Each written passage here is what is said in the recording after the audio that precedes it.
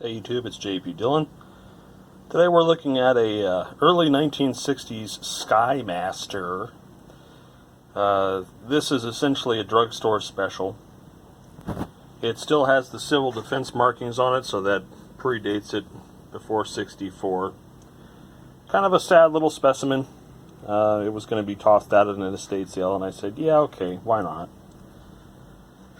There's not much to it. It's very simple. Filthy inside. I saved what I could of the tag, but as you can see here, it's a 4-tube thrifty drug. Kind of neat. Probably the most interesting thing about this set, get inside here, is that there's no IF transformers. I think it's a TRF set. Let's just double check if I can get these apart without destroying them.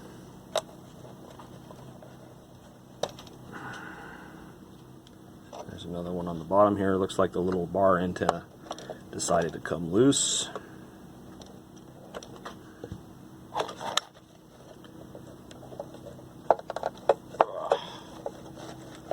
Yankee, Yankee. Okay. Yeah, so there was a little grommet that held it there, like so. Nothing but cardboard. That's pretty cheap and sleazy. You can see there's not much to it. It is a TRF set. There's just one, maybe that's an oscillator coil. But yeah, very, very cheap, very simple. Someone's worked on it before, because the screws that hold things in there don't match. So someone's had this apart. Very interesting. We're of course not going to get very much reception with that bar being broken. It's hard to tell where it went to at this point. Probably down there. Let's shed some light on this so you can see where I'm looking. So you've got this lead here, which is broken off. Probably went to one of those two terminals on the capacitor there. We'll have to play around with that. And then you have this here, which was supposed to be soldered to that at some point. This must have taken a tumble. This is still attached here. There was a wire that somebody attached to that. I guess that's for your external antenna. So we need to play around with this and see what it does. The speaker simply disconnects. These just pull off. I suppose it'd be a good idea to check and see if that speaker's alive.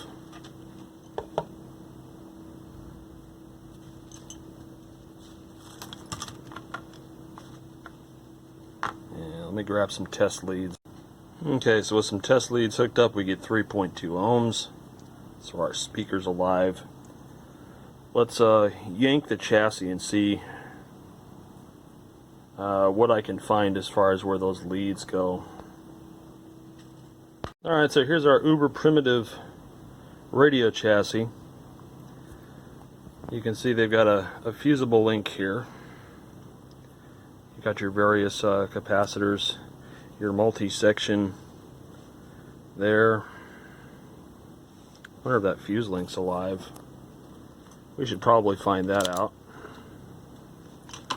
before we go turning the set on and going, why isn't anything working?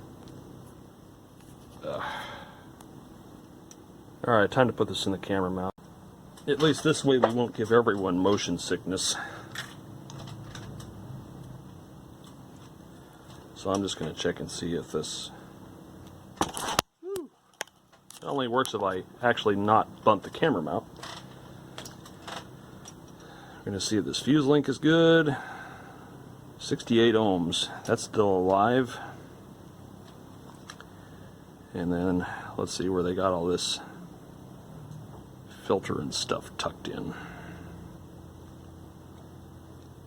Is the chassis the ground, or is this a floating ground? I'm trying to trace where the filter capacitor is tying to. which will kind of tell me. Okay, and it does tie to the chassis. Just do some basic checks here and make sure there's no short circuits, because I am going to try to fire this thing up.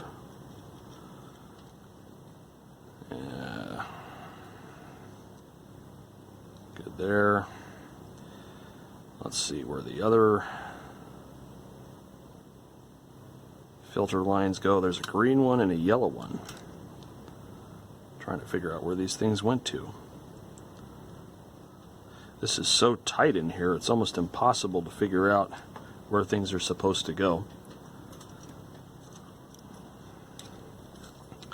Because it's bugging the crap out of me, I'm going to figure out where this attaches to.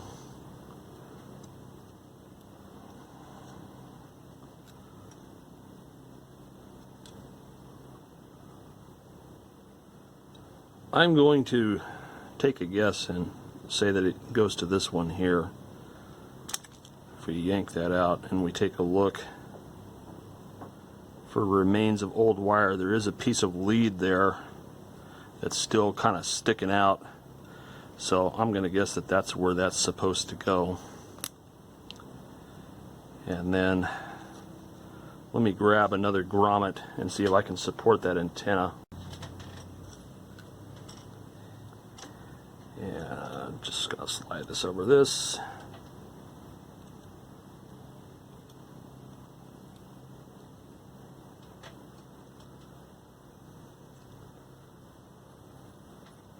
Try not to break this cardboard thingy.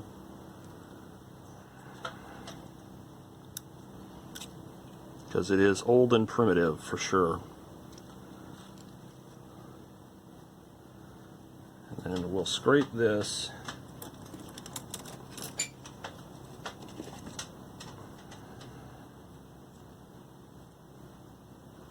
So we start seeing shiny bits. And then we'll solder that, tin that lead, and then solder it to the terminal there on the capacitor.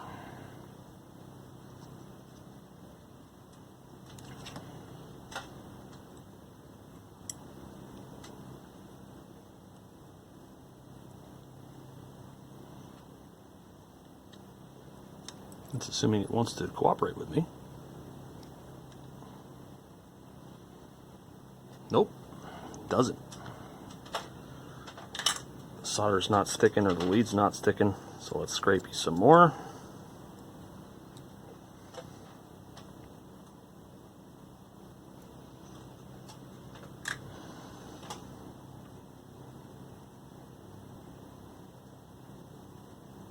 Come on now. There we go.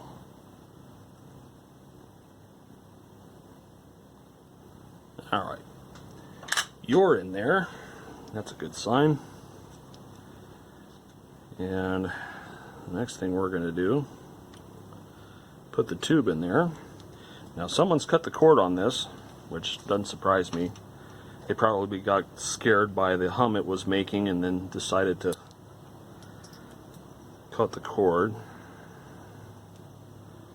So let's see if when I turn this on we get any kind of continuity through the line cord, which will largely tell us if our filaments are good.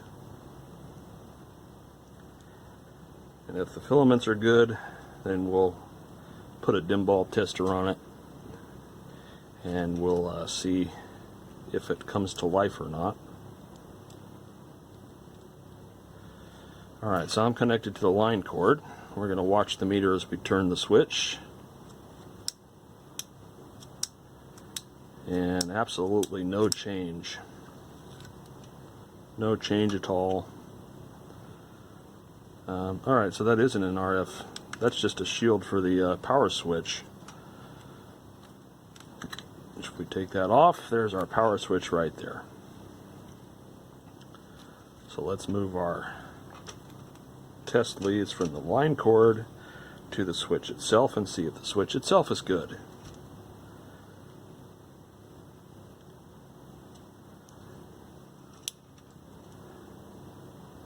That switch is pretty lossy. So let's get some contact cleaner inside of it if we can. and see if we can get rid of some of the lossiness. The line cord's obviously bad.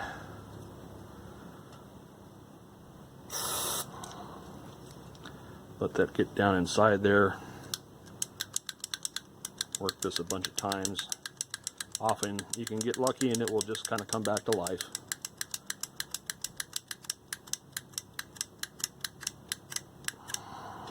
Let's see if that helped at all.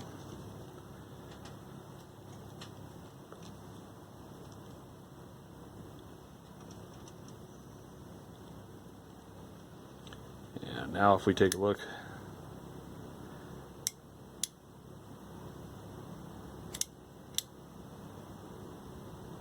okay, so we're pretty consistent now.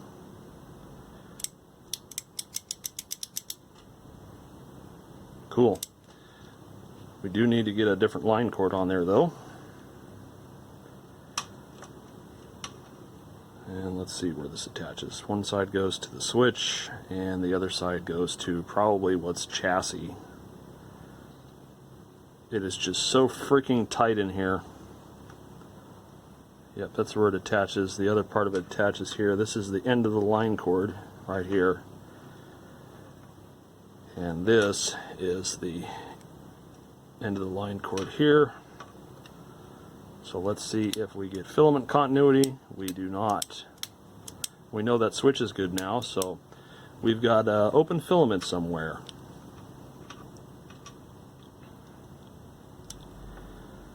Now most commonly what you'll see is the rectifier will go open.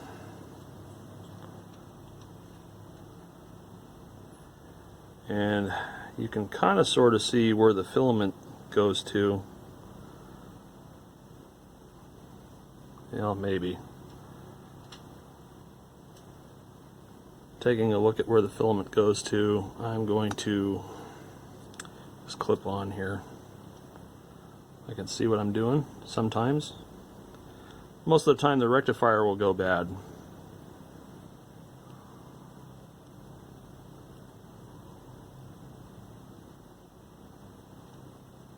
And that looks like the case here because there's one obvious line that goes right into the filament, but I don't have continuity between any of the other ones at all. Zero, zip, zilch. Oh, I had something there for a second, or maybe that was just my finger touching the probe. Yeah, nothing. Absolutely nothing. So this 35W4 for sure has an open filament. Let me see if I have one on hand. We'll grab one. And it just turns out that I happen to have one. So let's compare.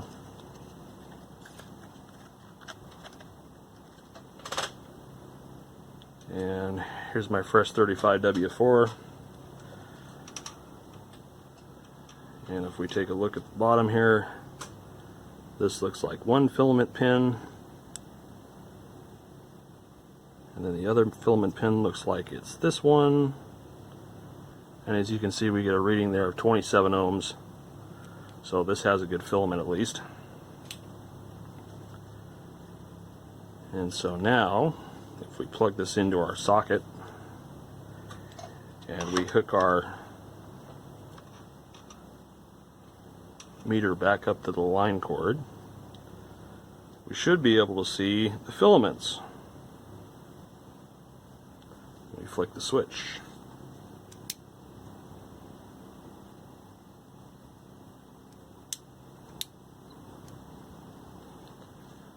Alright, let's go upstream a little bit again, because I still get no reading.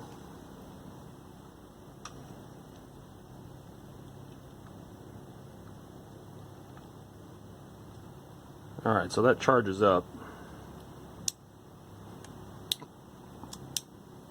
But we should be getting some kind of resistance. So let's look at the next thing. This is the output tube.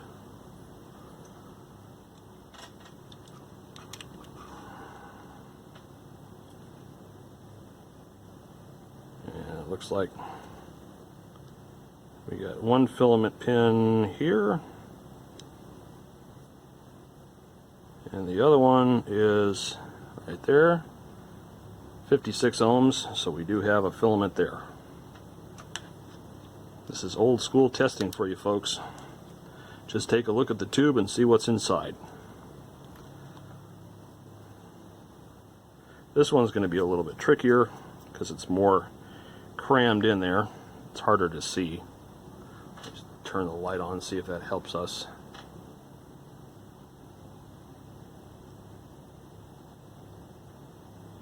Alright, so it looks like we have filament pin here. And another filament pin here. We have 12 ohms there. So that one is alive. So then the last one, this is our 12AU6.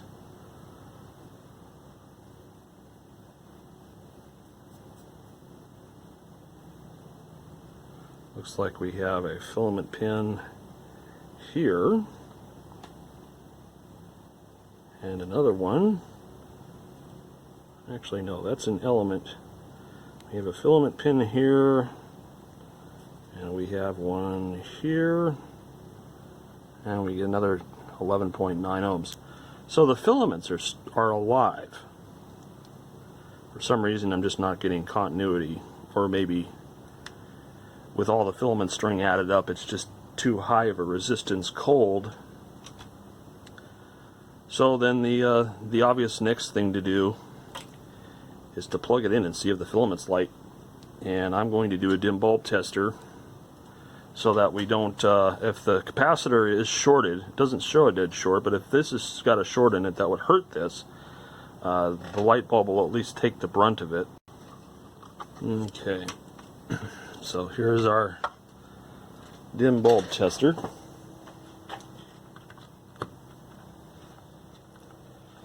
And I'm going to stick a 40-watt bulb in it because I can't imagine this thing would draw more than about 60 watts.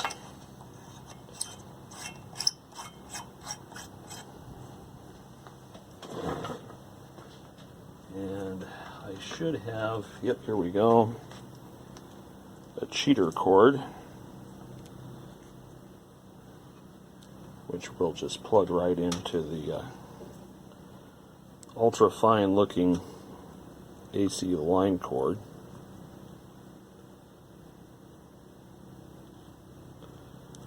And we'll separate these some, and for the sheer sake of safety, rather than just plugging it straight into the power, we'll go through the isolation transformer since this is a line operated set. No sense in getting the crap shocked out of me for nothing. Alright, so let's see if this crusty old thing lights up.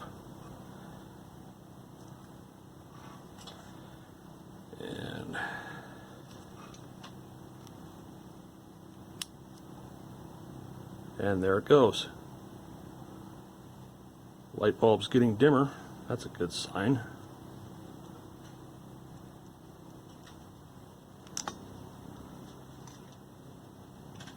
Alright. Let's hook a speaker up to it. I'm sure the internal one will work.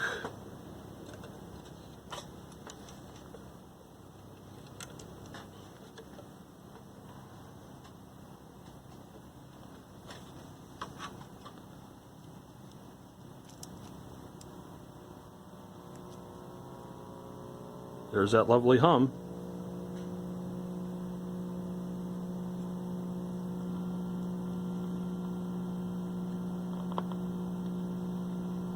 Not much more than that.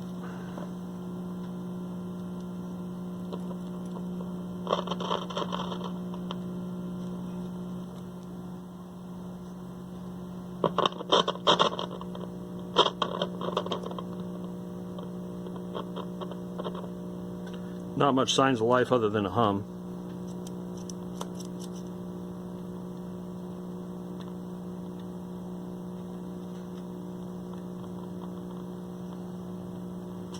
but it's alive at least.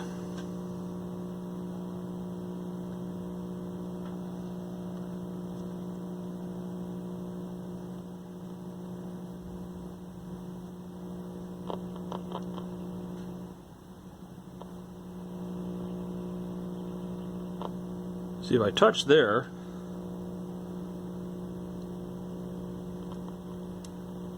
I do get some signs of life. I was getting noise there for a second. The hum keeps coming and going, and the light bulb keeps getting dimmer and brighter.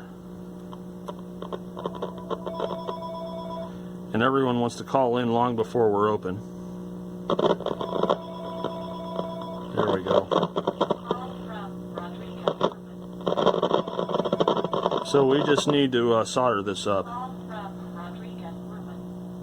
Time to unplug the phones. Alright, so I unplugged it momentarily, soldered this wire, tightened this. Let's see if we get any kind of signs of life this way. This producer changed when I messed with this.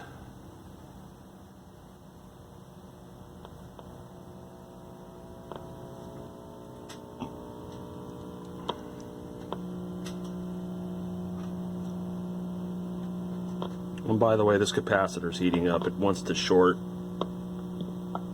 Oh, we got something. It growls like an angry bear. A split second. Miss. Mercedes. Hands. Then take it off again. For some time, a poll showed that the average American believes 30 million Americans had died from the COVID flu. 30 million people. It's alive. I like how the hum keeps changing too. That's just dead sexy.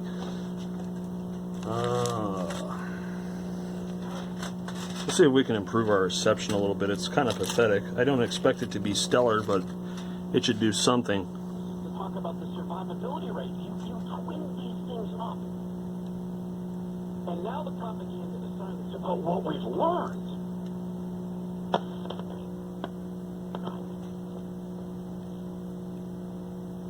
Oh, I pissed it off. Of course, the hum's changed again. Could be one of these has a short. That's getting nice and toasty. I'm worried and I'm enthusiastic, and I'll tell you why I'm enthusiastic. It's because now I'm watching the left pull out every possible stop. We'll talk about this next segment. You have people saying, oh, I can't testify because of the... Testify at home on the Zoom meeting? Oh, well, that would be unfair. There we go. We have now another Hail Mary. Can almost get 540 AM, which is our low power Mexican station here. Order that.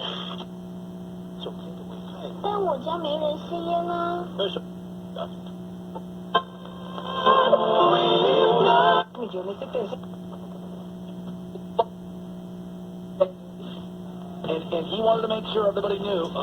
Very cool. I am Mr. Analytics guy. So he drops jargon at a press conference. This is an owner who doesn't want to... So it's alive.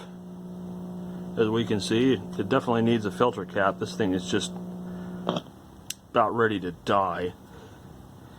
And I need to have some sort of terminal mount or something in here for the caps, because there's very little room to work in here. It's just very little. It's so tight. I mean, I could probably squeeze something in here, but what a pain. But yeah, we got to get new caps in here for sure. That's nice and warm too. That's gonna pop. That one's okay, but it's alive. I also want to check the tubes too, but we're mostly there. Got this working. Okay sensitivity, not great, but it's a 4-tube TRF. I'm not expecting stellar performance. Like I said, drugstore special, but we're on our way there. So this is good. And I like how they have this capacitor clamp here literally clamped and soldered to the chassis. That's just really classy there. So unsolder that, unclamp it, pull this through, and then I'll see if I can find a terminal strip to mount here. A very primitive cap. It's a 40-20-20 at 160, and this 20 is actually only 15 volts, so this 20 is the cathode bypass cap for the 50C5. That's probably where that's going. In fact, if we go over here, the 50C5 has that greenish blue lead coming from the main capacitor. It's right there, so that will be an easy repair. And then we just need a dual terminal for the 40 and the 20. This thing is uber primitive, but it's on its way to working. So the next thing we need to do is get the cap out and get working on replacing those in the two film caps. Alright, so as far as mounting new capacitors, I have a big fat terminal strip, or I've got something I just dropped on the floor, or I've got one of these little tiny ones. You can see there's a fairly significant difference between the two. And we have to get the old one out, which is a matter of releasing that guy. Now I am hoping that there's enough wire here that I can feed it through to a terminal strip mounted on this side. Although it's weird how they have this shaped here holding the can in. It was obviously designed for this can, and I might have enough room to tuck everything behind here. Not sure until I do it. The first thing I have to do is get the old can out. So let me grab the soldering gun. Just plug that in there. Wait for the tip to heat up. And while that's going on, let me clip some solder wick here. And we need to solder that, obviously. Tip's smoking, so we should be good there.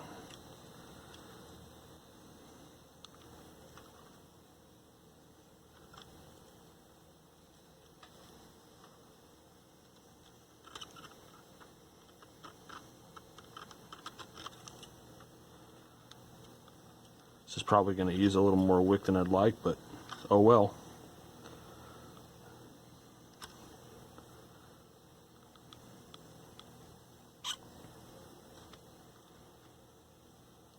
Alright.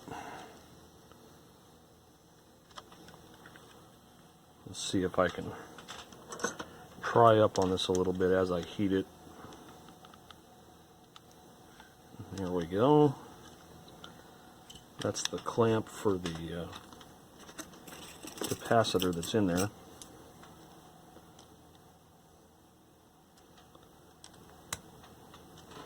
Looks like it cooled down a little bit.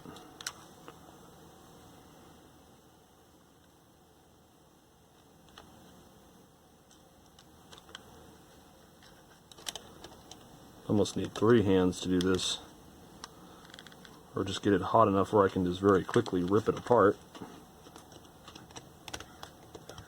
There we go. And there's the old tab there. So now I'm going to go ahead and cut these wires away. Trying to leave enough of them there that I can attach them to a terminal strip. And we'll see if we can work this out of here. There she goes.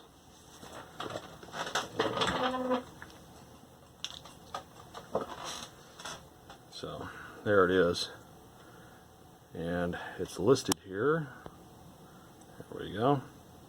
So blue's 40, red's 20, yellow's 20 at 15 volts. So that's obviously our cathode bypass.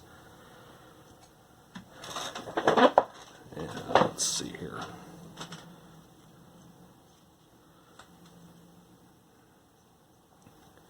The way things are looking,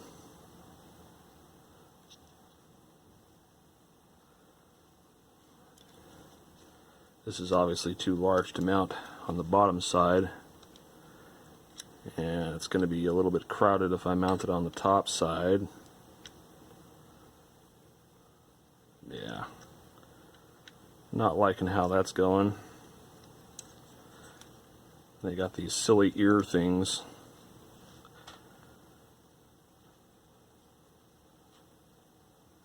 Probably what I'm going to end up doing here is drilling a small hole right about there, mounting the terminal strip there, and folding it upward. Let's check and see here. I think on this one, chassis ground and power supply ground are at the same potential. And the way we check for that is, since this black lead is tied to the ground here, let's see if they're the same. Nope, it's electrically isolated.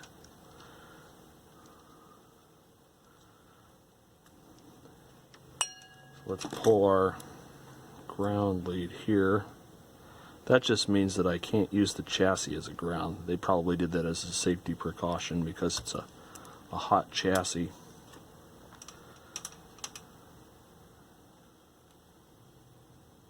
Yeah, chassis ground looks like it floats. It's just charging through a capacitor. However, electrical ground, which is power supply ground, and signal ground are the same. Alright. And that's obviously going to be too big. Alright. So for the cathode bypass cap, which I believe was the yellow lead, I'll probably just heat shrink and attach a capacitor to it, and the other two will just be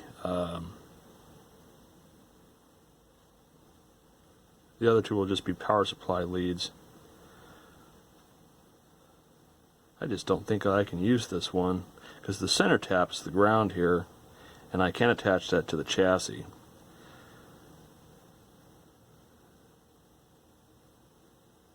Trying to think here. Not working so well today.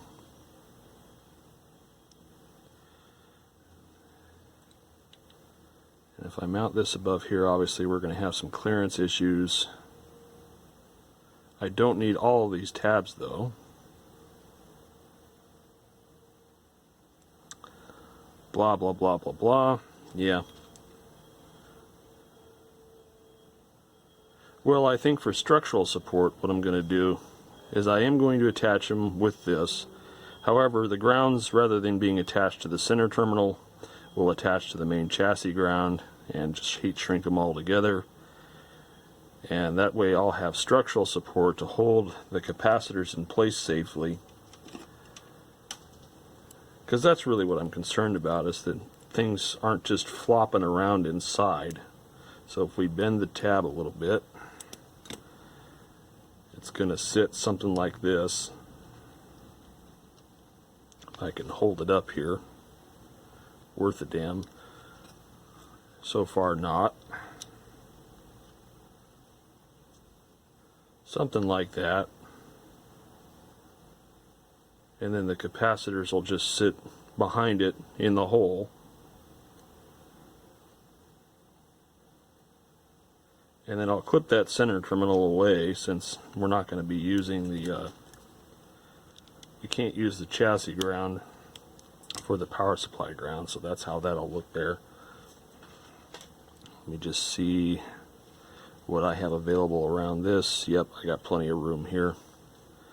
Not too concerned about that, so I'll probably just mark and drill a hole here.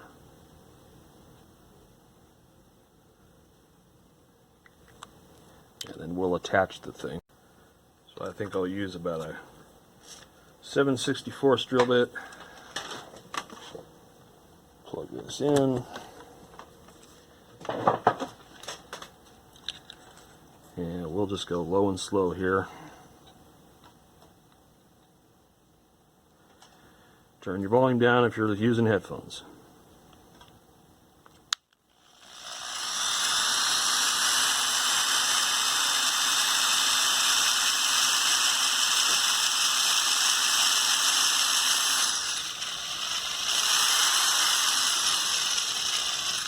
This would probably go a lot quicker with some cutting oil.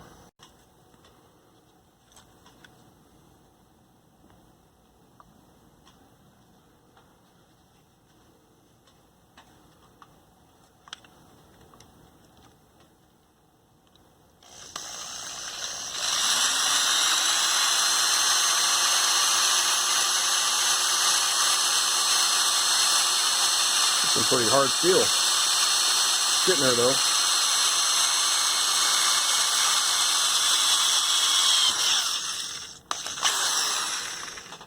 Okay. Get something to wipe the metal shavings away with. Oil helps keep the shavings in check too, so they don't go everywhere. Alright.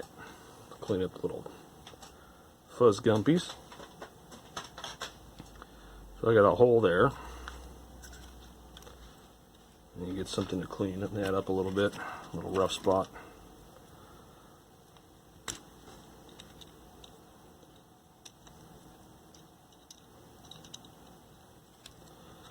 Okay.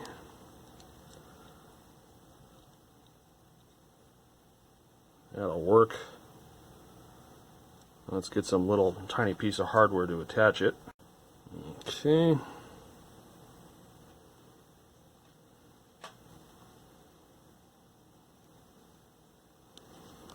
Tiny little screw.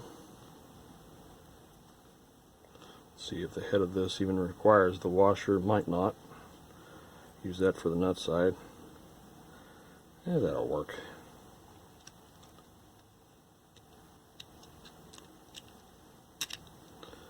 In you go. It's going to hold it right about where I want it. And we'll use the washer on this side.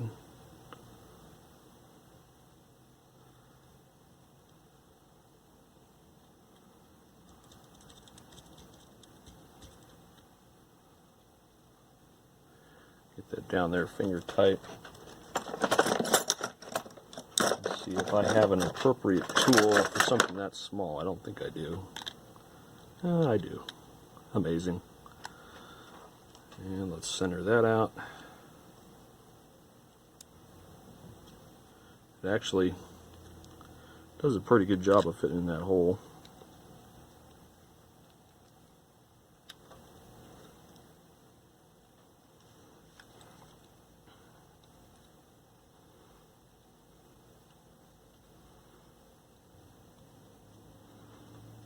Not bad.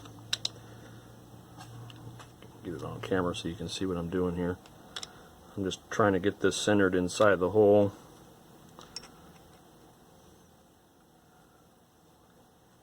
Because I am worried a little bit about the proximity.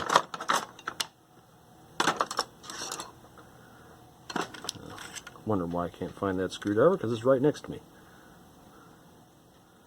I think what I'll do here is we'll trim this off, trim this corner off ever so slightly.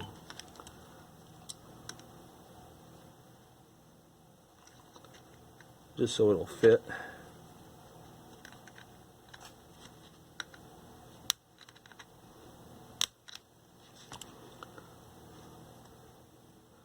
Yeah, that's good. And we'll do the other side.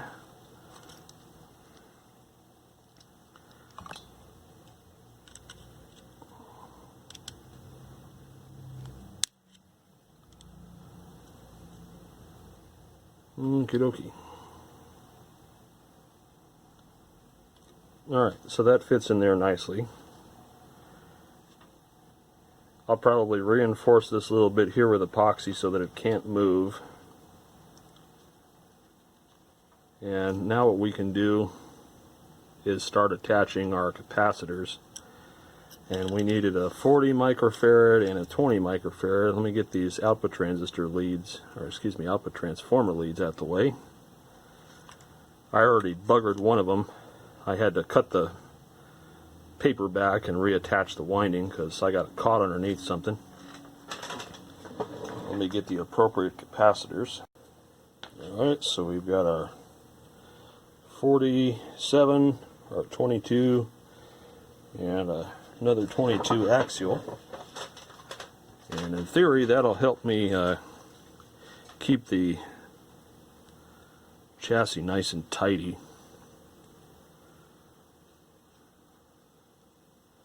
So what I'm going to do first is tie these negative leads together, since we're all going to be using the same negative ground bus. Try to get them as close together as possible.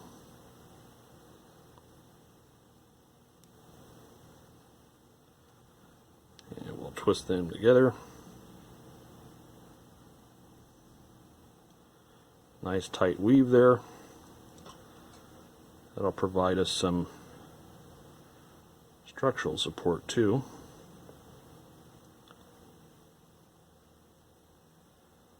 Alright. And I'll just go ahead and push these through the little terminal slots here. And turning them around, we see that that's an excellent fit.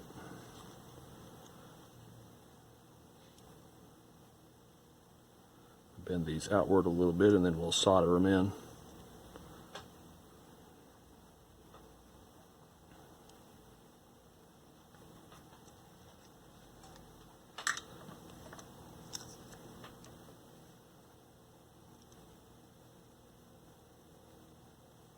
There's one.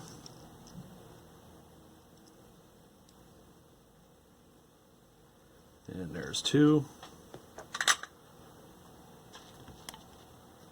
Clip off our excess.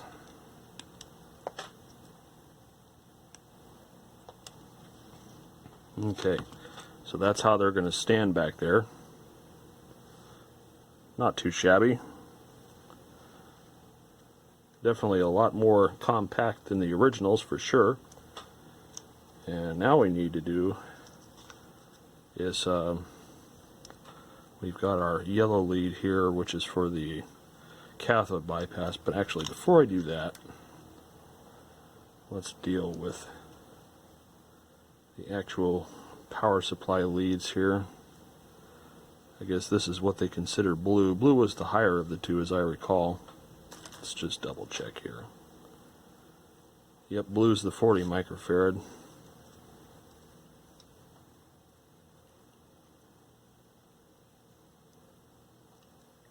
So let's go ahead and cut that back without destroying everything around it, since it is very tight in here. And we got a little bit of green fuzz.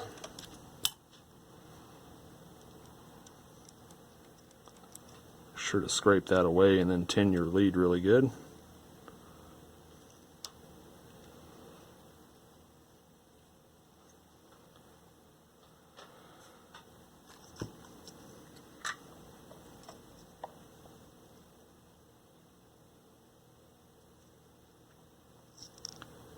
And then we'll attach that down here.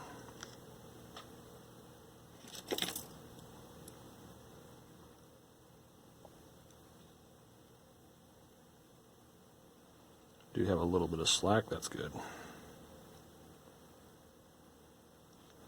I don't want to tug on these leads too much because they're old and you don't know what kind of metal fatigue there is until you try to get in there.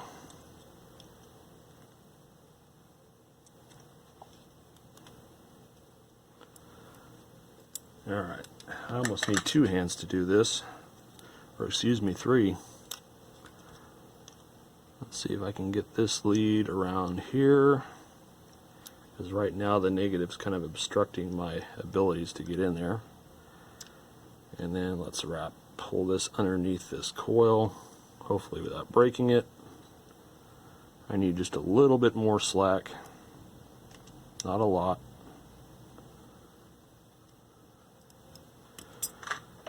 Now let's try wedging it in here.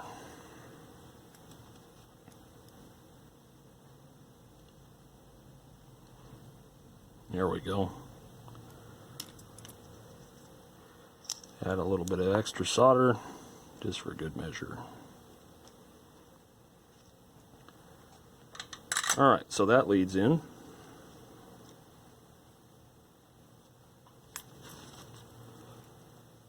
And let's get this out of the way.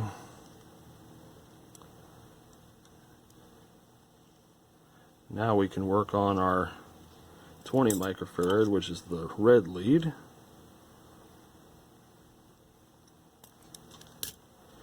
This has got the green fuzzies too, so let's scrape tin this too.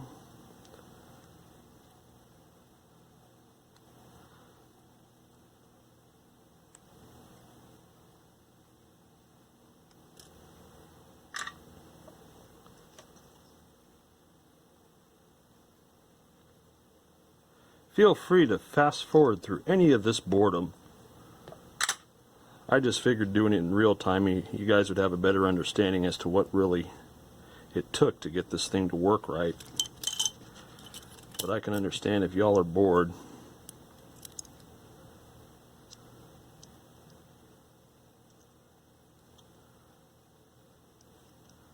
I do stuff like this day in and day out. It's pretty much been a job for me for going on 23 years now. Let's see.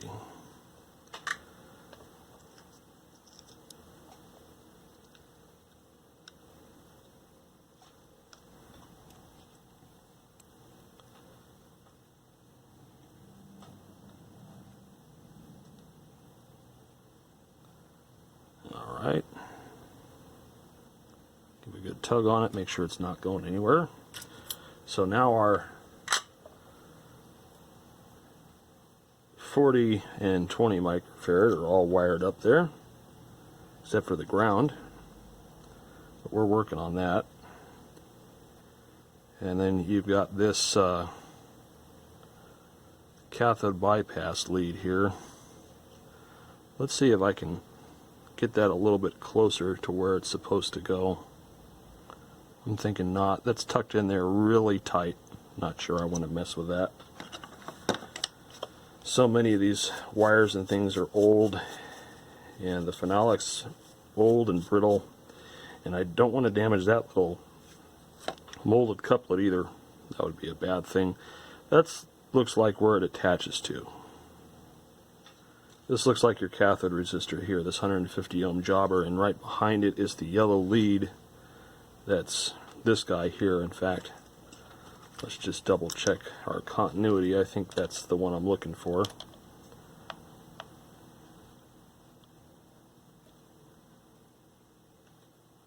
Assuming I can get the wire to touch.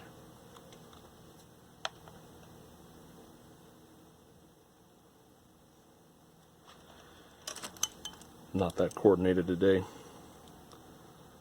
But if this is in fact the cathode lead, I'll just cut this out and attach the capacitor across the cathode resistor. Yeah, that'll save me some space rather than trying to jumble it all together here, because this should be ground. In fact, if we go here, this should be ground. Yes sirree. So given the fact that this is an axial device, I'm just going to attach it in parallel with the cathode resistor, which looks like it's been replaced because this is like really sloppy compared with the rest of the soldering here. Alright, so if that's the case, then I can come back here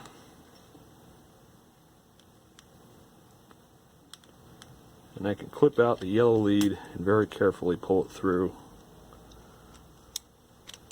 Just like that. That's one less thing to crowd the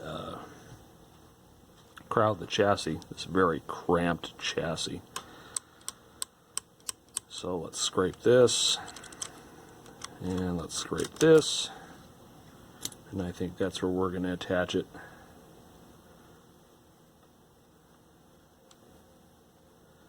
And what we'll do is J-hook this thing in here. Give it a little bit of space to breathe, since it's going to be abutted right up to that, next to that cathode resistor. We'll just hook that around. And we'll squeeze it, make it a little bit tighter. See if I can get it even tighter than that. The more secure the connection you have, the better. It just means that there's less likelihood it's going to bust free at any point.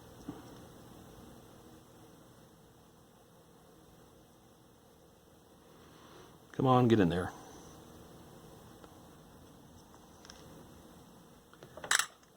Double check. Yep, that did take.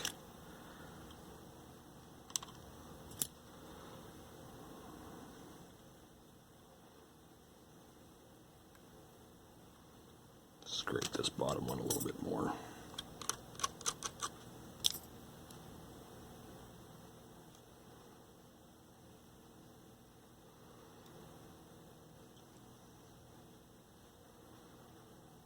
I'm not a fan of really tight quarters like this, but given how this is designed, I don't have a choice.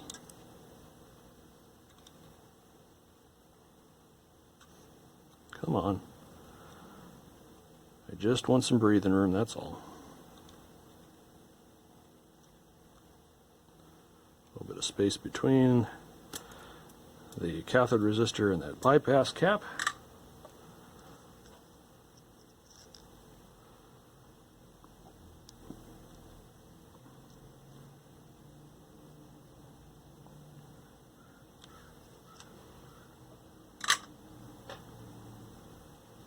Let that cool, give a tug on it.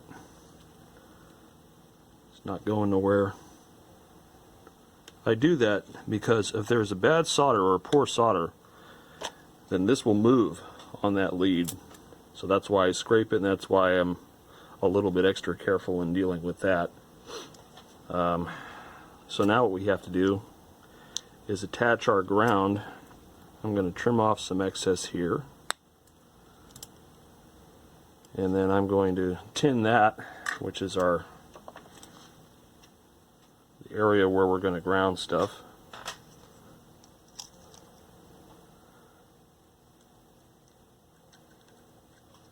Alright. Let me get some heat shrink.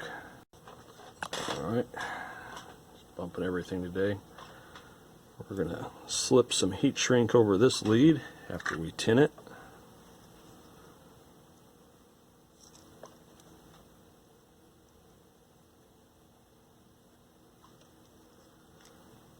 That cool a little bit so that the heat shrink doesn't shrink when we put it on the lead.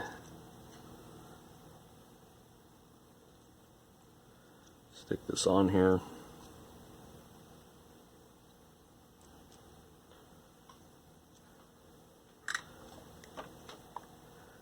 And then I'm going to solder this to our ground lead on the capacitors here.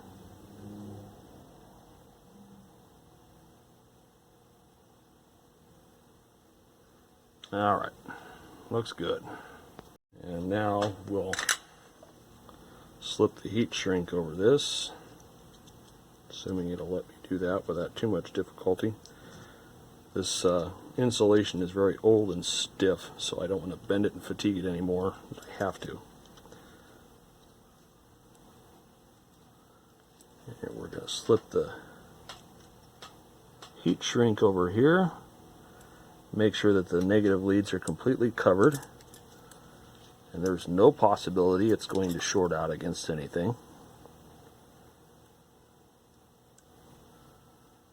Alright, and let me grab the heat gun.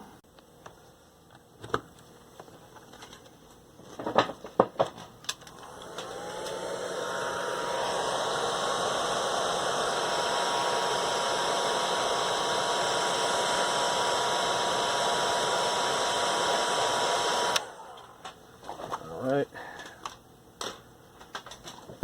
that's in there and happy. And let me just tuck this back down in here where it was. And so that completes our power supply capacitor installation. And like I said, I'll probably add a little bit of epoxy here to the terminal strip right here at the corners so that it doesn't wiggle and jiggle. So now all we need to do, for practicality reasons, since this is probably going to be in use a lot, is replace this 0.022 and this 0.047 capacitor here. Okay, and actually I am out of 0.022s, so we're just going to take 0.01s and put them in parallel.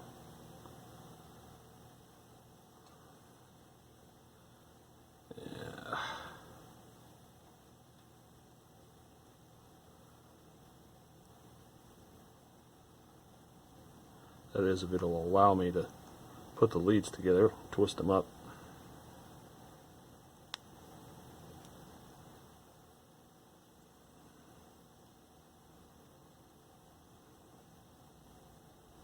I'm sure the purists are screaming right now because I don't have the exact part, even though electrically there's really no difference.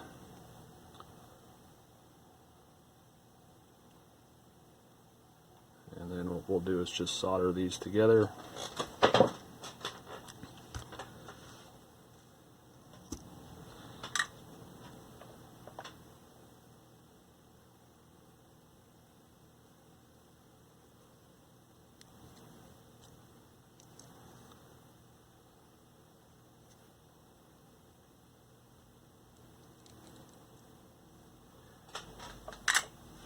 And trim off the excess.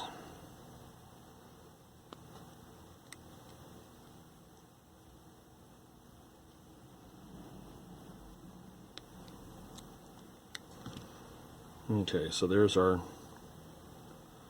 0.02 microfarad capacitor, and if you're curious,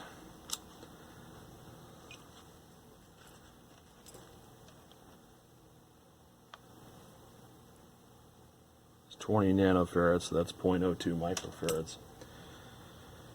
So yes, it's electrically the same.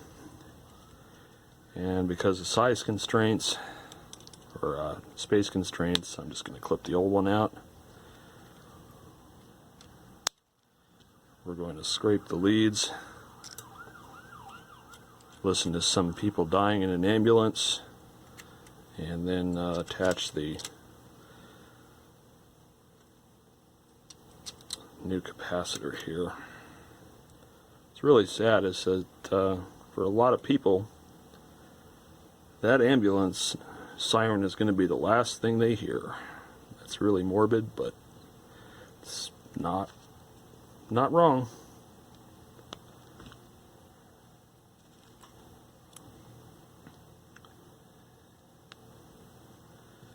And again, we'll make our little hooks here. Solder that one in first.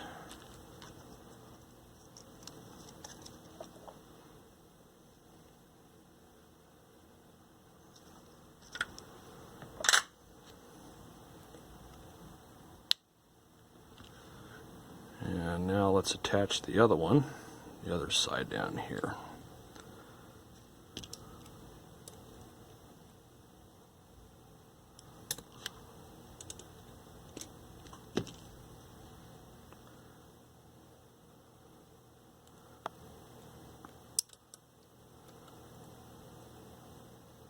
Sorry for the herky-jerkies, my fat head keeps bumping into the camera as I'm trying to look around and see what I'm doing.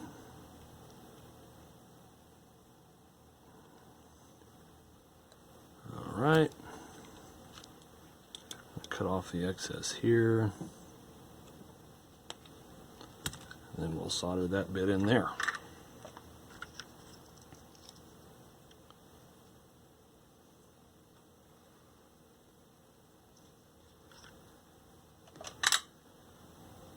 Give it a good tug. That's not going nowhere.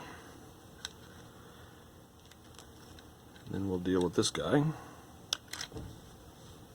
This is your decoupling to the chassis.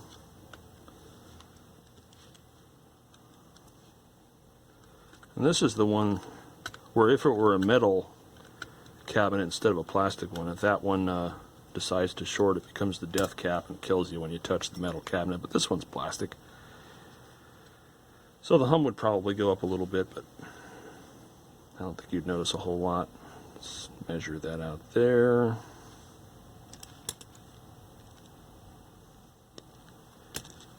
And again, I'm just going to make another eyelet.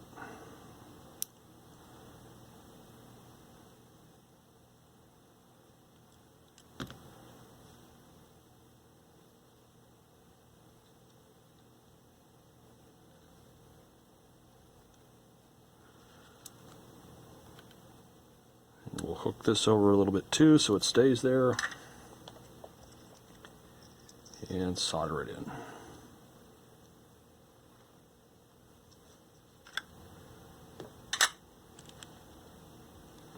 Clip off whatever I have here excess.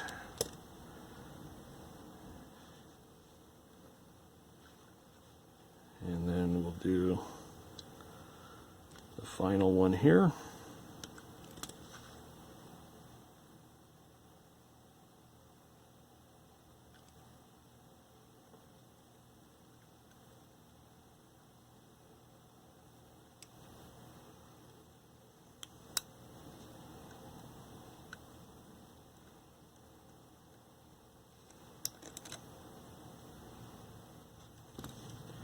Hook it over so it stays there while I solder it.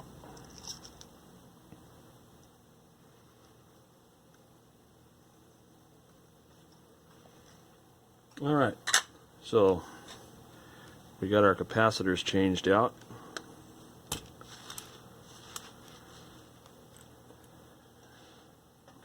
Much nicer looking. Before we put it all back in the cabinet, we'll put some epoxy down to keep that from wiggling and jiggling. But let's get the speaker again, assuming I haven't destroyed the transformer leads yet. Oh, another thing that didn't get included in the video was an attachment of a polarized line cord, which makes sure that the chassis is always at neutral potential instead of the probability of it being hot, which would be a bad thing. Unless you like some personal electroshock therapy. I mean, I'm not sure what you're into.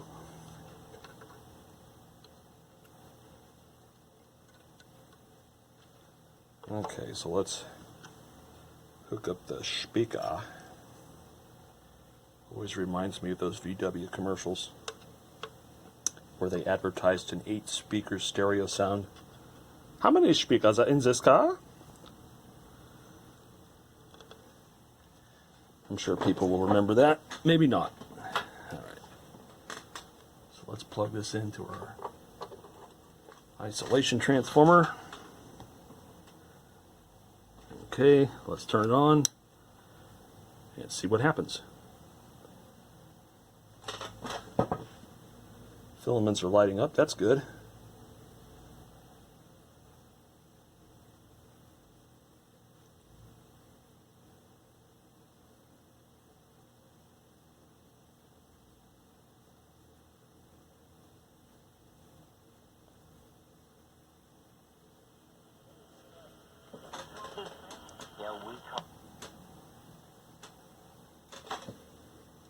Well, that came and gone.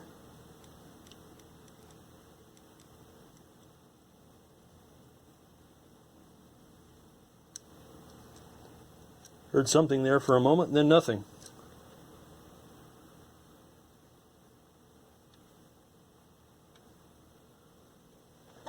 Okie dokie.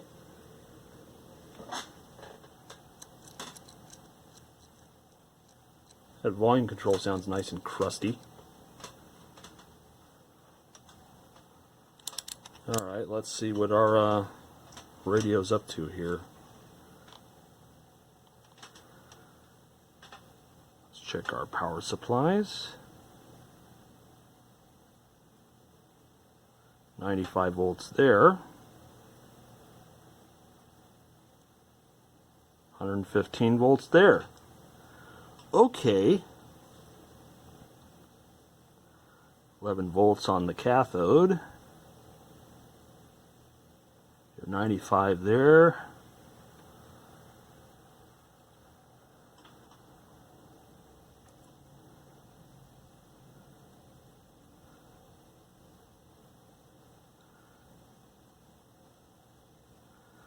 Yeah, converter's running.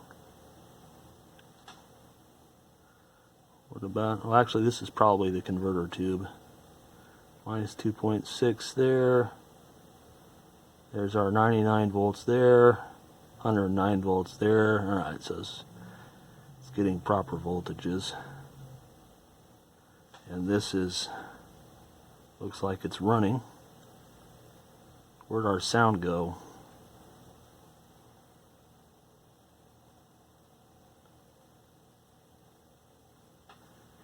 Interesting.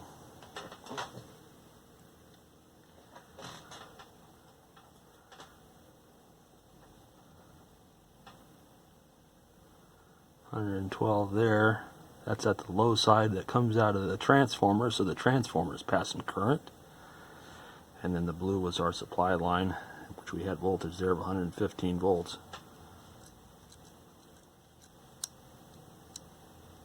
Not sure what's going on here. I got a nice tingle on this volume control though. Tingle, tingle. There is a voltage potential there, but it's not crucial. Almost a volt potential difference there. No biggie. Alright, so the fact that we've utterly died as far as our operation is concerned, let's just make sure that we got something going on there, and there, and there.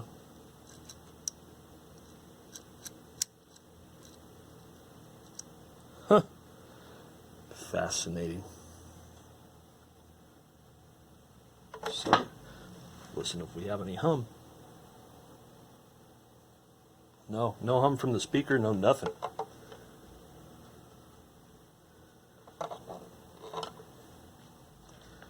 I wonder if... Oh. Now I got something again.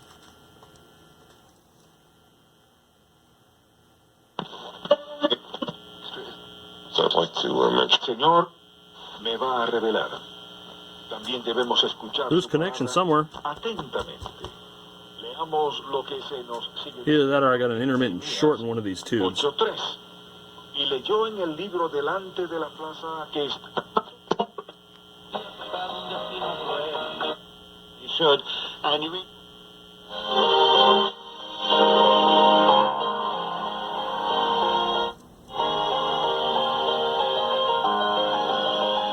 A Supreme Court justice on here.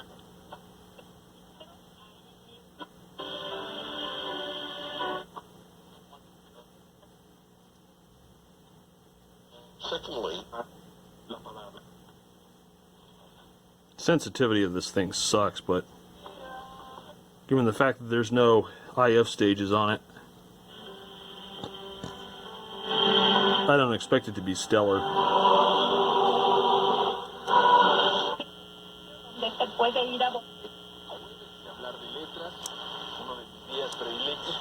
That's about middle of the dial.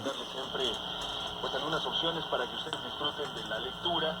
Pues yo en lo particular tengo la posibilidad de hablar. I'm going to see if we can tweak it a little bit and get some more sensitivity out of it. Oportunidad de abrir la conversación. Sara Sefcovic es pues escritora, socióloga mexicana que está presentando su más reciente trabajo editorial llamado Demasiado Odio, que puede y no ser una secuela de Demasiado Amor. I think that's about as good as it gets. 1990, de la cual Let me see if I can película, si no mal recuerdo, con poke around and jostle loose one of those loose connections y pues hoy, después de algunos años, using a fiberglass rod. Beatriz regresa a la mente de Sara Sefcovic y a tratar de plasmar That tube's microphonic. representa muchos pero muchos años después. Volume control's good. But yeah, just listen to that. Tap on that guy. 12AV6 or something like that. Microphonic. Okay, well anyways, it's running. Not sure why the sound would drop out momentarily. It could be this 50C5's got an intermittent problem. probably wouldn't hurt to check the tubes. But it looks like we're on our way to a working set. Next thing to do is to get the tube checker out and see what condition these things are in. Well, this brings me to the trusty B&K 747, and I think the first thing we're going to do is check this 12AV6.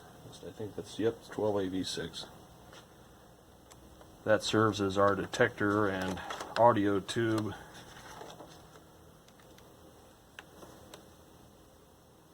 There we go. So first section going to be socket 30, E, C, A, B, second section F, double A, sensitivity 91, socket 30, and test 1. Now if this were to have a short, it would definitely piss off the audio stage.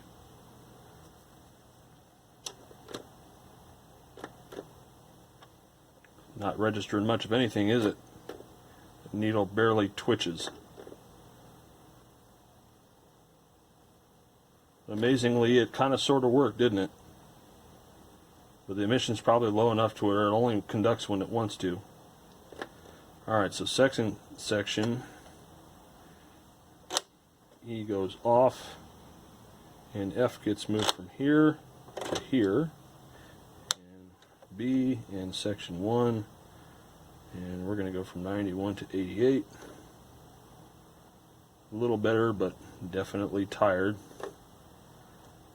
And then this gets moved from here to here. Mostly dead. No shorts though.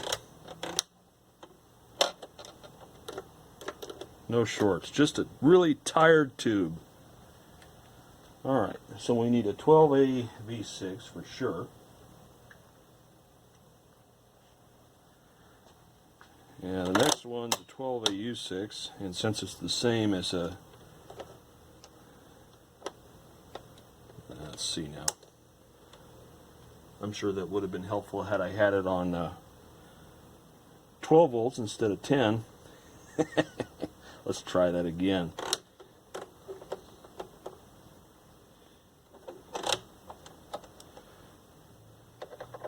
2-volt difference would definitely make a tired tube evident, but let's see. Doesn't like that. Make sure I got this right. E, C, A, B, blank, F, double A, and 1. Yep. Now it shows a short. Didn't at the lower heater voltage. Make sure I got that right. Let's just, yep. E, C, A, B, F.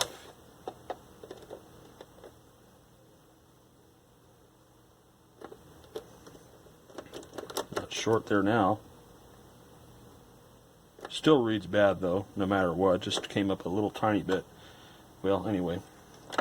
No matter what, that tube's going to go. 6AU6 is the same as 12AU6, obviously, except for the heater voltage and current. So let's plop that in there. It's going to be 82. Lighten up. That's good.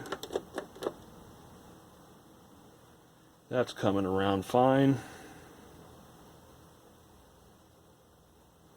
So you're okay. No shorts or grid leakage there. You go back in your socket. And then lastly, let's see, 50C5, socket 3, 50, and 44.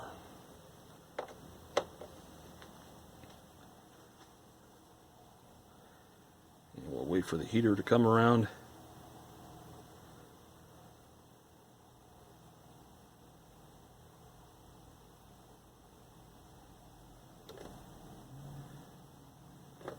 you got some grid leakage. No bueno.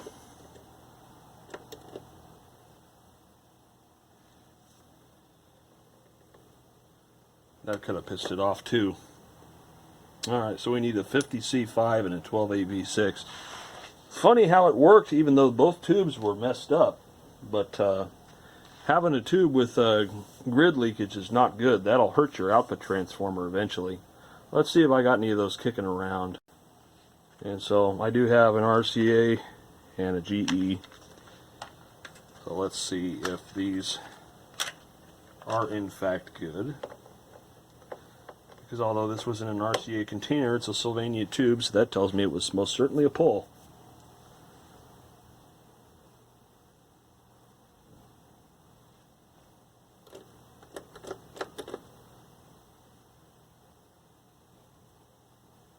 No grid leakage on this one. It's a used tube, but it'll do. And let's put this back in the socket.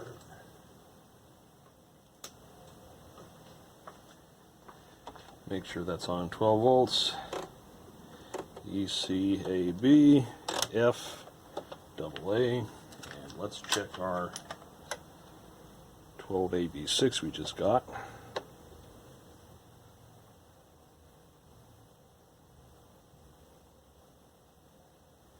This might bring up our volume a little bit too.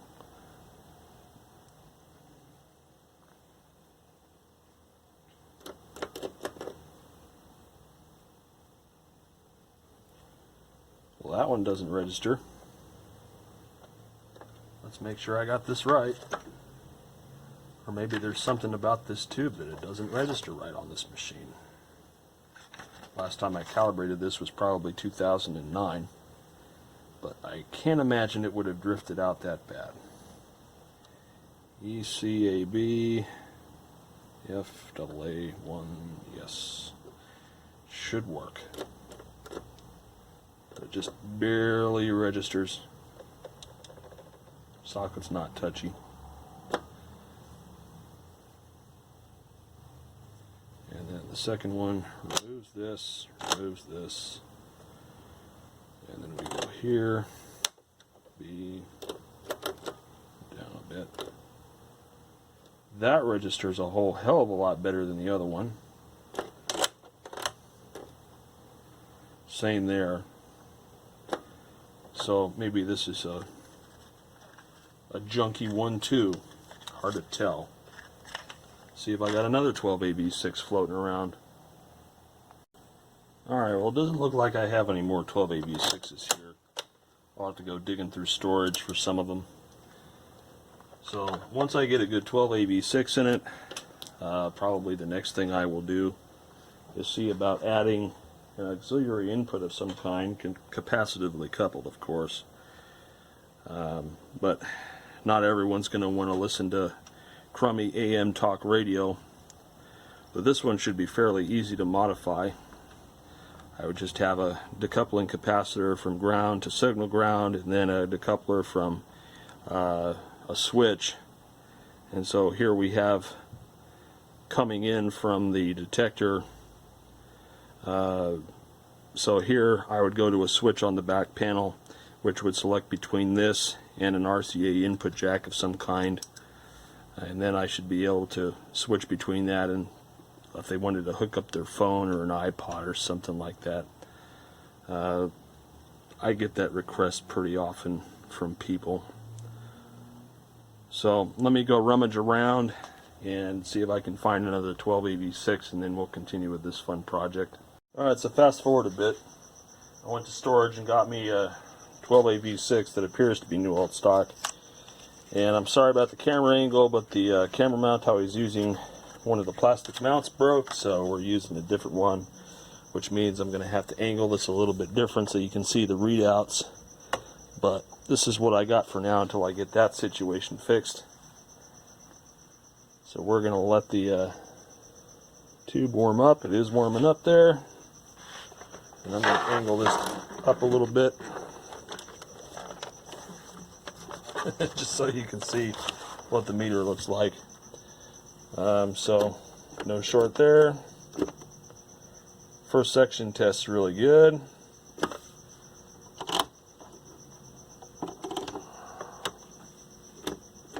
Let's see if I got this right here.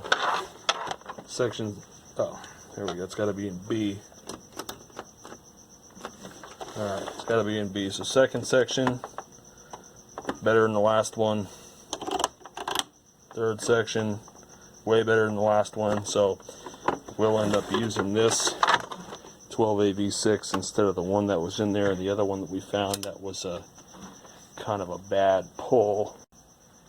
Alright, so now that that's all happy, or at least in theory it is, and I got good tubes in here, we're going to get one more baseline on this before we move forward. Because what I want to do is get a some form of an auxiliary input on this thing.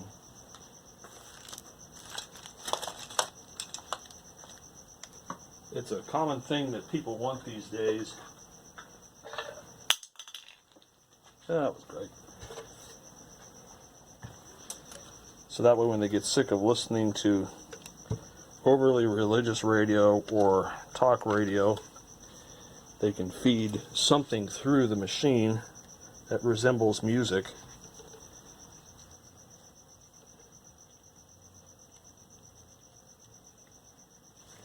Alright.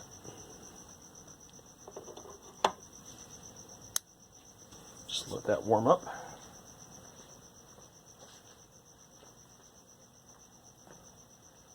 We'll see if we can establish a new baseline.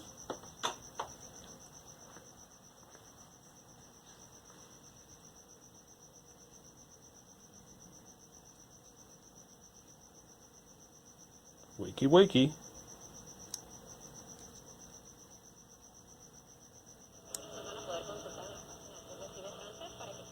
Michael is getting married this weekend, our board operator. One word, yes. Holy cow.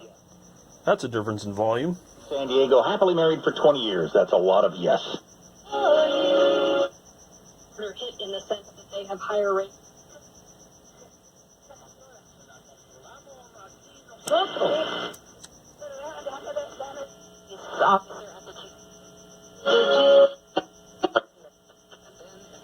COVID has nothing. Election to have. Child's play. Well, that certainly boosts the volume quite a bit. So that's good. I just wanted to make sure that we were happy. Now what we're going to do is focus on getting a auxiliary input in here. Now because this is a line operated set, we have to isolate the auxiliary input side of things from the outside world, I guess you could say, so that somebody can't touch the auxiliary cable and get an AC shock. Now this is fairly easy to deal with. We're just going to do a capacitor between signal ground and power supply ground, and likewise for the input. And basically what this is here, the input side's here, and it goes through this tone control network, and then it comes off of, I guess this is the detector here, this detector coil. So we're going to tap here, and then we're going to go out to a switch, and the switch will then allow us to change between the radio and the input. And so what I have for that are these little micro toggle switches. And because the chassis is flush with the front of the cabinet, it's impractical to put that switch inside where a hand could be shocked by something. So what I will do is I'll probably mount it to the back here, probably somewhere around here or like this, because I think the antenna sits right behind here, so probably towards the bottom, and then we'll just run some coax to the signal side, and that way we can switch between what's coming out of the radio and what's going into the auxiliary.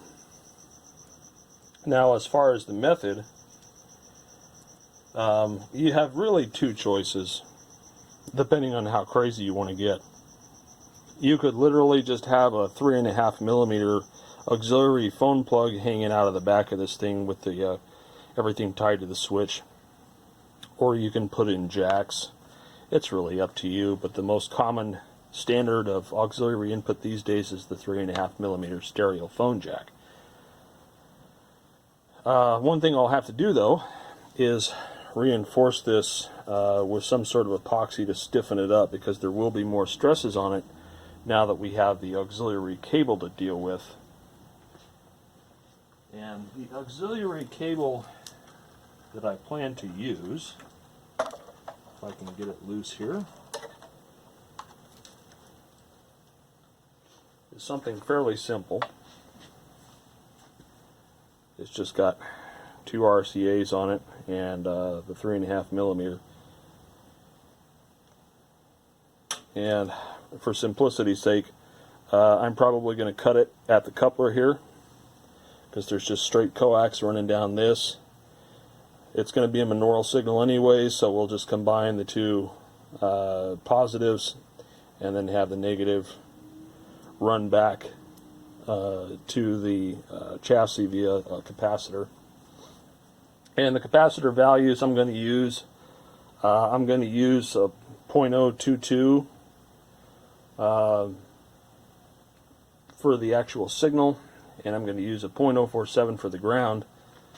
Now, if you use 0.022s for both, what you may encounter is that there's a little bit of hum, because the 0.022 doesn't allow quite as much current for the ground path as a 0.047.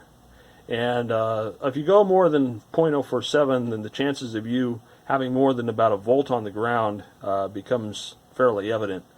And I think that's about as much as I'd ever want someone to feel would be a volt worth of current. Yeah, anyway, I don't want to do more than that, just for safety reasons.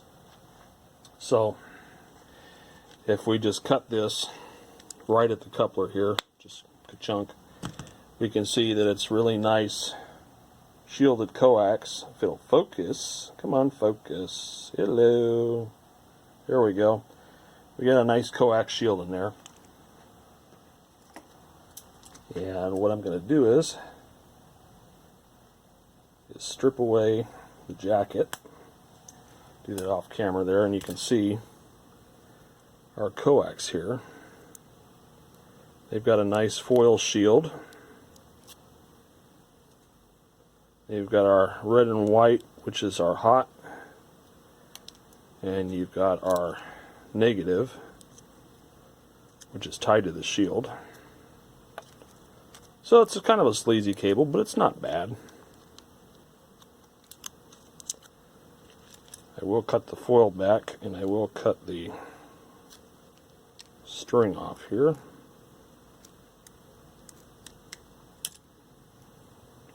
And like I said, we're just going to tie the positives together.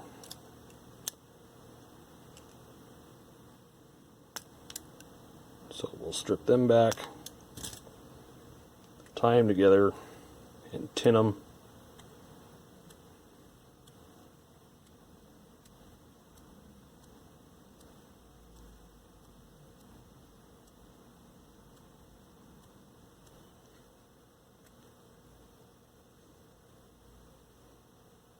Okay.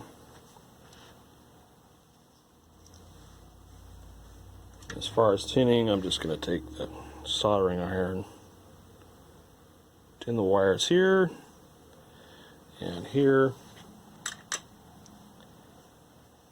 And as far as where to mount my switch and things, I'm just going to shoot for right about here, right in the middle. So we'll make a mark for the switch, and then we'll make a mark below it for where the cable's going to come out of.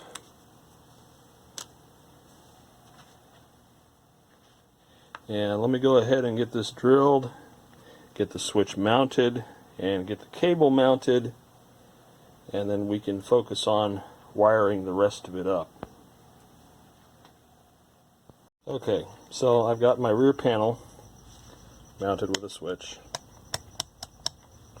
and that's going to go to my coax, which is goes to the 3.5 millimeter cord, 6 feet, perhaps a little lengthy, but whatever. The next thing I need to do is take the traditional radio signal there, and what we're going to do is have it travel outward to the switch, and then we'll have a return line from the switch that goes back to the volume control. And the purpose of that is to allow us to interrupt the radio and what it's doing and inject our auxiliary signal.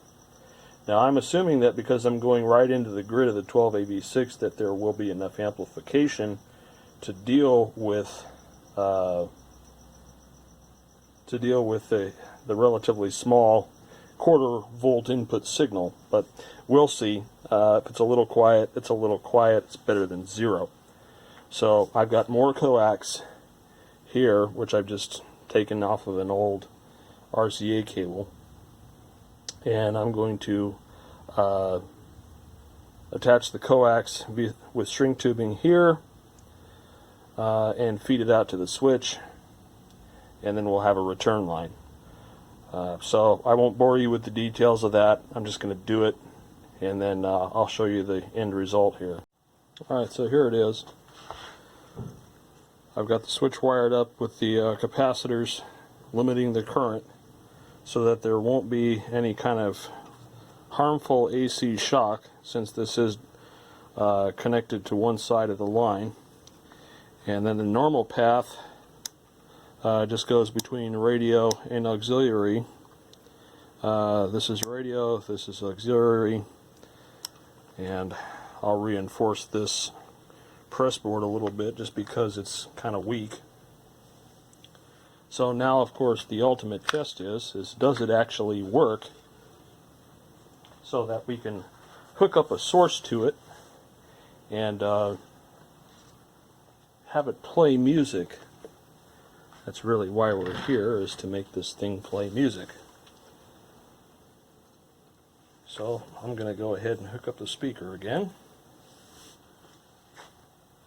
And now I have to locate what happened to the other test lead. Here it is. And if we're successful in making this work, then we can clean it up and put it all back together and consider it done.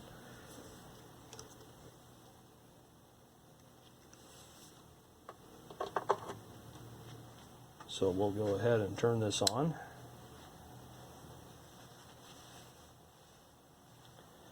And let's just go ahead and stick it in the radio mode. I think that's what it's in right now.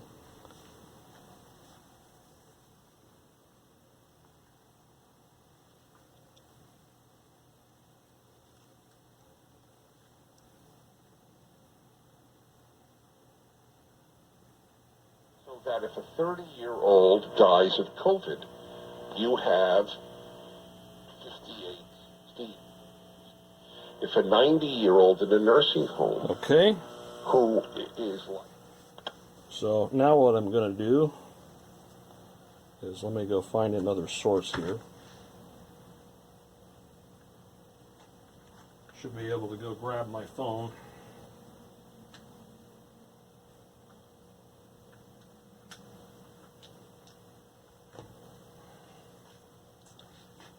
Alright, let me switch over to the input, and just to do a signal check here, let me turn up the volume.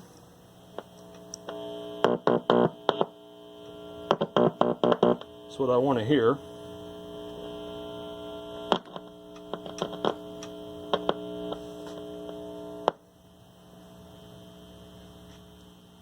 A little bit of hum. Not too bad. Might be better once I get it back in the cabinet. But let's see how loud it is.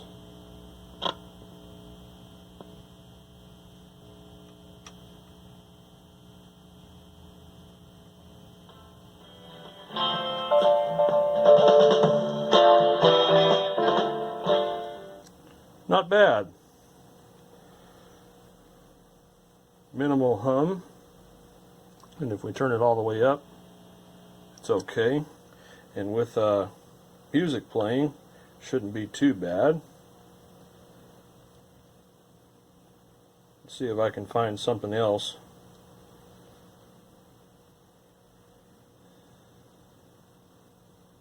Da-da-da-da-da.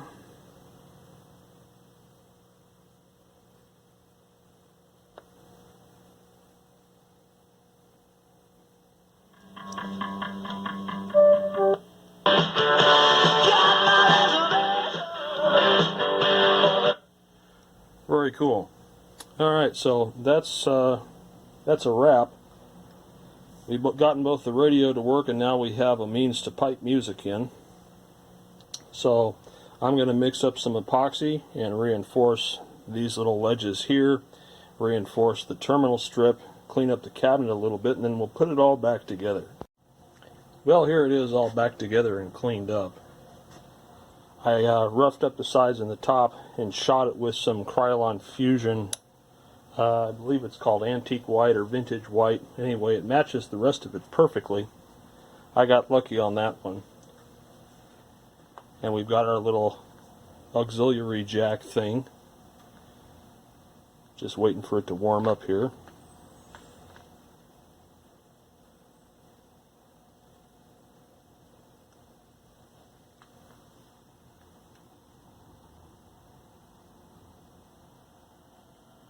There we go.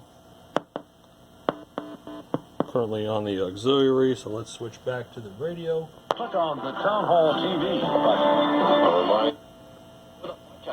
Junk. You'll also... People were calling. We had the lowest unemployment we've ever had. We had the best employment, and we were up to 160 million people employed. We never were even close. It's nice that you can always switch back and forth between a radio and plugging it into your phone.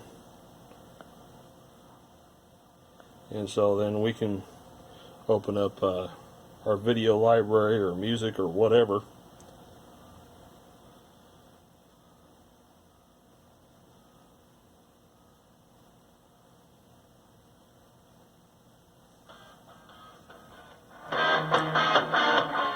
That'll give me a copyright strike. But anyways, you get the idea. You can, crank it up. It's got plenty of volume. It's not high fidelity, but then it was never meant to be.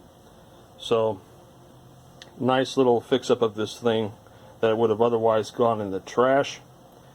Hope you guys enjoyed watching this. More stuff to come.